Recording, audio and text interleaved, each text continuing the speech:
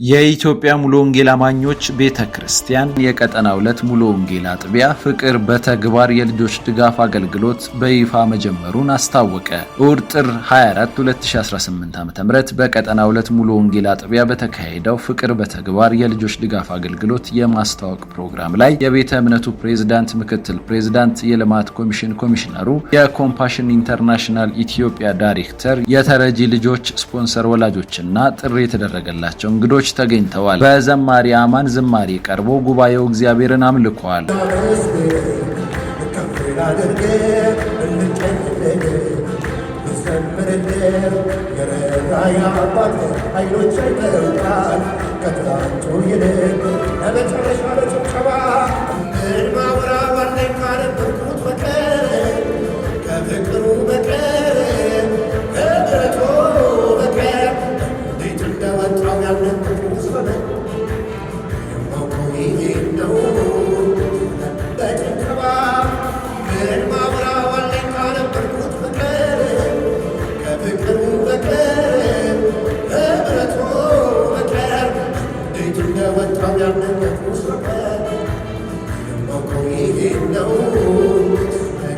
በመቀጠል የቤተ ክርስቲያኗ መሪ እረኛ የሆኑት መጋቢ ተመስገን ብርሃኑ የእግዚአብሔር ቃል መልእክት አቅርበዋል። የፍቅር በተግባር የልጆች ድጋፍ አገልግሎት በራስ እገዛ ምንም የውጭ ድጋፍ የሌለበትና ቤተ ክርስቲያኗ በራሷ የጀመረችው መሆኑ የተገለጸ ሲሆን አሁን ላይ ምዕመኑ ከበረከቱ ተካፋይ እንዲሆን ወላጆች የሌላቸውን 121 ልጆች በመያዝ በቋሚነት ስፖንሰር በመሆን ወላጆች ልጆቻቸውን የተረከቡበት መሆኑን ለማወቅ ተችሏል። የኢትዮጵያ ሙሉ ወንጌል አማኞች ቤተ ክርስቲያን የኮምፓሽን ኢንተርናሽናል ኢትዮጵያ ከ30 ዓመታት በላይ ለብዙ ልጆች ድጋፍ ማድረጉን ንቁ በጎ ተግባር ማከናወኑን ታስቦ ከቤተ እምነቱ የእውቅና ሽልማት ሰርተፊኬትና የዋንጫ ሽልማት ያበረከተች ሲሆን ለቀጠና 2 ሙሉ ወንጌል አጥቢያ ለጀመረችው ፍቅር በተግባር አገልግሎት በርቱ ስትል የዋንጫና የእውቅና ሰርተፊኬት አበርክታለች። የኮምፓሽን ኢንተርናሽናል ኢትዮጵያ የፍቅር በተግባር የልጆች ድጋፍ አገልግሎት በራስ እገዛ መጀመሩን አስመልክቶ በማድነቅ የማበረታቻ የስዕል ስጦታ ለቀጠና 2 ሙሉ ወንጌል ተበርክተዋል። የኢትዮጵያ ሙሉ ወንጌል አማኞች ቤተ ክርስቲያን ፕሬዝዳንት የሆኑት መጋቢ ላኮ በዳሶ ከጠባቂነት ወጥተን ራሳችንን መቻላችንና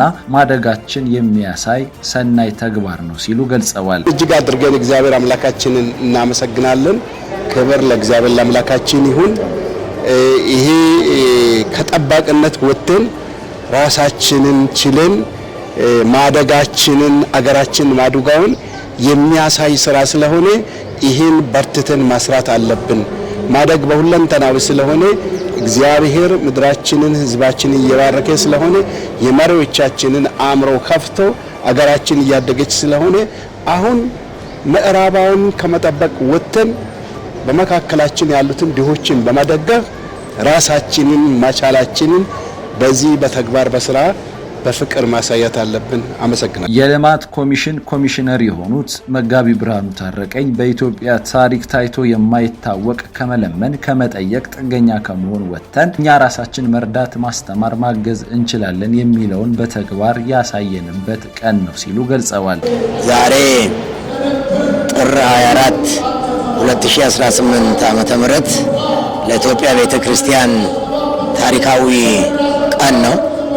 ምክንያቱም እዚህ ኢትዮጵያ ሙሉ ወንጌል አማኞች ቤተክርስቲያን የቀጠና 2 አጥቢያ ላይ እያከበርን ያለነው ፕሮግራም እስከዛሬ በኢትዮጵያ ታሪክ ሆኖ ተደርጎ የማይታወቅ ከመጠየቅ ከመለመን ከመጠበቅ አልፈን ራሳችንን እንችላለን፣ የራሳችንን ድሆች፣ የራሳችንን ልጆች ራሳችን መርዳት፣ ራሳችን ማስተማር እንችላለን የሚለውን በተግባር በተጨባጭ በአይናችን ያረጋገጥንበት ቀን ስለሆነ ለኔ በግሌ በጣም ልዩ ቀንና ደስ የተሰኘውበት ቀን ነው።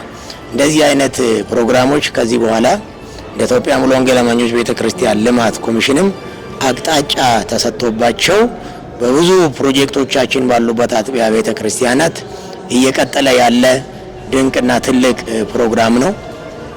ይሄ መቀጠል ነው ያለበት። በሌሎችም አብያተ ክርስቲያናት እንደዚህ አይነት እንችላለን የሚለው መንፈስ ድሆቻችንን መርዳት እንችላለን፣ የልማት ስራዎችን መስራት እንችላለን፣ ከመጠበቅ ወደ ውጪ ከማየት ውስጣችንን አይተን እያንዳንዱ ሰው ማድረግ የሚችለውን የየግሉን ያለውን ነገር በጋራ ቢያመጣ በቀላሉ ብዙ የተቸገሩትን ብዙ የወደቁትን መንገድ ላይ የቀሩትን ልጆች አንስተን ማስተማር ለቁም ነገር ማብቃት ትልቅ ሰው ማድረግ እንችላለንና እንደዚህ አይነት ፕሮግራሞች በሁሉም አብያተ ክርስቲያን በሁሉም ቦታዎች መስፋፋት አለባቸው። ከዚህ በኋላ ይሄ ፕሮግራም ሰፍቶ የሚቀጥል ወደ ኋላ የሚመለስ ፕሮግራም አይነት አይደለምና የህዝቡን ተነሳሽነት ስናይ እንደዚህ አይነት ነገር ካለ አሁንም መቀጠል እንችላለን መስራት እንችላለን ብሎ ህዝቡ ተነስተዋልና እንግዲህ መሪዎች ይሄ ጉዳይ የሚመለከታቸው አካላት ደግሞ ህዝባቸውን በማስተባበር ዛሬ በይፋ የተጀመረውን ፕሮግራም በየግላቸው ይዘው እንዲያስቀጥሉ በዚህ አጋጣሚ መልእክቴን ማስተላለፍ ፈልጋለሁ። የኮምፓሽን ኢንተርናሽናል ኢትዮጵያ ዳይሬክተር የሆኑት አቶ ፀሐይ ወጣት ታደሰ ቤተክርስቲያን ተነስታለች፣ በጣም ደስ ብሎኛል። ከዚህ በኋላ ለጎዳና የሚተው ልጅ የለም፣ ቤተክርስቲያኗም ፈርቀዳጅ ምሳሌ ሆናለች ሲሉ ገልጸዋል። የጉብኝት ጊዜ፣ የመነሳት ጊዜ፣ የመታሰብ ጊዜ መቼ ነው የሚለውን ብዙ ታስባላችሁና እኔ ዛሬ ባየሁት ጅምር አሁን ሆኗል እና ወደፊት የሚባለው ነገር አሁን ሆኗል። ቤተክርስቲያን ተነስታለች እና በዚህ በጣም ደስ ብሎኛል።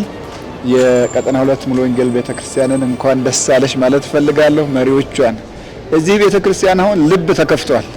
የቤተክርስቲያን በር ሳይሆን የተከፈተው የአገልጋዮች የምእመናን ሁሉ ልብ ተከፍቷል። ብዙ መስጠት የሚፈልጉ እንዳሉ ነው የሰማሁትና ክብር ለአምላካችን ለእግዚአብሔር ይሁን። እችን ቤተክርስቲያን ይባርክ።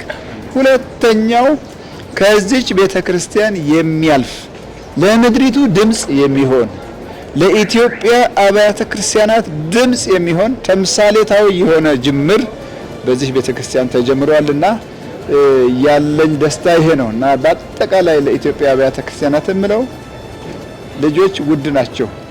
ለጎዳና የሚሰጥ ልጅ በፍጹም አይኖርም። ቤተክርስቲያን ከተነሳች ለድህነት የሚተው አንድም ልጅ አይኖርም። ምክንያቱም ልጆች ለድህነት ሊተው በምንም አይነት የማይታሰቡ በእግዚአብሔር ዘንድ ውድ ናቸው፣ በቤተክርስቲያን ዘንድ ውድ ናቸው፣ በእኛም ዘንድ ውድ ናቸውና የኢትዮጵያ አብያተ ክርስቲያናት ቢነሱ በአንድ አመት በችግር ውስጥ ያሉ ልጆች በሙሉ ድጋፍ ያገኛሉና ማበረታቻ መልእክቴ ይሄ ነው።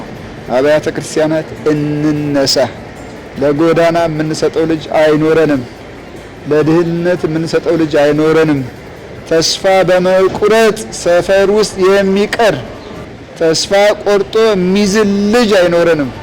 ትውልድ የኢትዮጵያ ልጆች ውድ የሚሆኑበት በሁሉም አንጻር ሀገር ውስጥ ውድ ከሀገር ውጭ ውድ እና ተፈላጊ የሚሆኑበት ጊዜ አሁን መሆን አለበትና አብያተ ክርስቲያናትን ለማበረታታት እፈልጋለሁ። የቤተ ክርስቲያኗ መሪ እረኛ የሆኑት መጋቢ ተመስገን ብርሃኑ የፍቅር በተግባር የልጆች እርዳታ አገልግሎት ጅማሮውንና አገልግሎቱን እንዲገልጸዋል። እንደምታውቀው ስሜ ተመስገን ብርሃኑ እባላለሁ። የዚች አጥቢያ ቤተ ክርስቲያን መሪ እረኛ ነኝ። ይህ አገልግሎት በእንዲህ አይነት ሁኔታ አይሁን እንጂ በረጅም ጊዜ የኮምፓሽን አገልግሎት ከአጥቢያዋ ጋራ ረጅም ጊዜ ቆይቷል ሲነገር እንደነበረ ቅድም መድረክ ላይ።